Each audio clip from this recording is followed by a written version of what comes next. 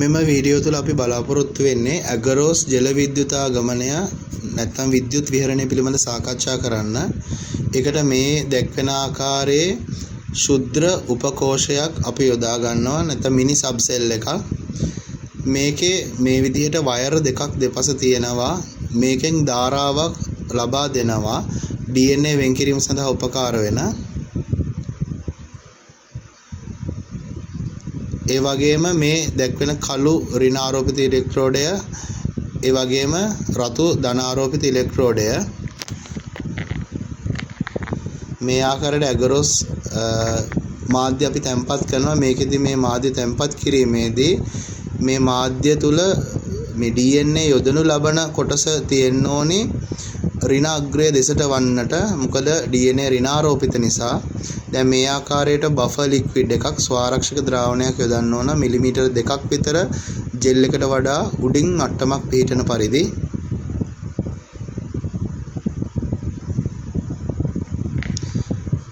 මේ විදිහට ඔයාලගේ සාම්පල් කරගත්ත DNA කොටස් ටික සාම්පල් ටික වෙනම තියෙන්න ඕන. ලැබ් ප්‍රෝටෝකෝල් එක අනුව ඔයගලන්ට බලන්න පුළුවන් මොන පිළිවෙලටද මේක පරීක්ෂණ කරන්න කියලා. මේ විදිහට මයික්‍රෝ පිපෙට් එකක් ආධාරයෙන් ඊට පස්සේ DNA වෙන් කර ගැනීම සිදු කර ගන්නවා. අදාළ කොටස් වෙන් කර ගැනීම ගන්නවා සාම්පල් එකෙන්. සාම්පලෙන් අපිට අවශ්‍ය ප්‍රමාණය ලබා ගන්නවා මේ ආකාරයට මයික්‍රෝ පිපෙට් එකකින්.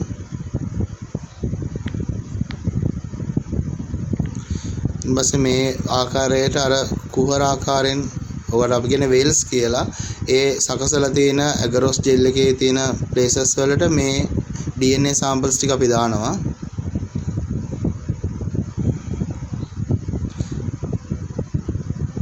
මේකේ ආයි මතක් කරනවා මේ DNA තැම්පත් කරන වේල්ස් ටික තියෙනවනම් නෙගටිව් ටර්මිනල් එක දිහාට වෙන්න ඍණාග්‍රය දෙසට වන්නට. මොකද DNA ඍණාරෝපිතයි. ධාරාව දුන්නම එක ධනාරෝපිත දිහාට ගමන් කරන්න පටන් ගන්නවා.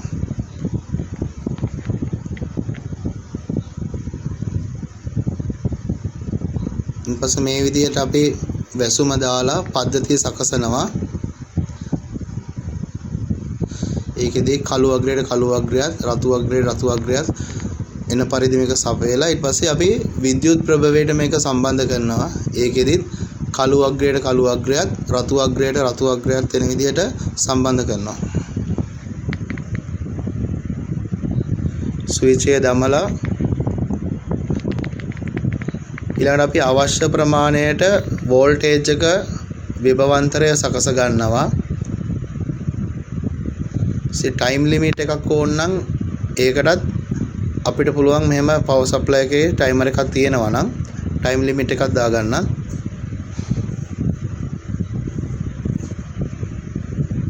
ඊට පස්සේ මේ ආකාරයට අපි ස්ටාර්ට් බටන් එක ඔබනවා.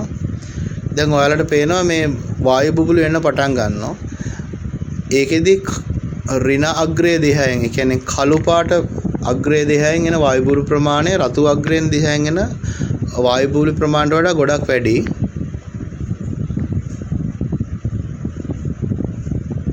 දැන් ක්‍රමක්‍රමයෙන් අර ධනාග්‍රය දිහාට DNA සාම්පලයේ තියෙන ඒ කොටස් ගමන් කරන්න පටන් ගන්නවා. මේ තමයි ඇගරෝස් ජල විද්‍යුතාගමන ක්‍රියාවලිය.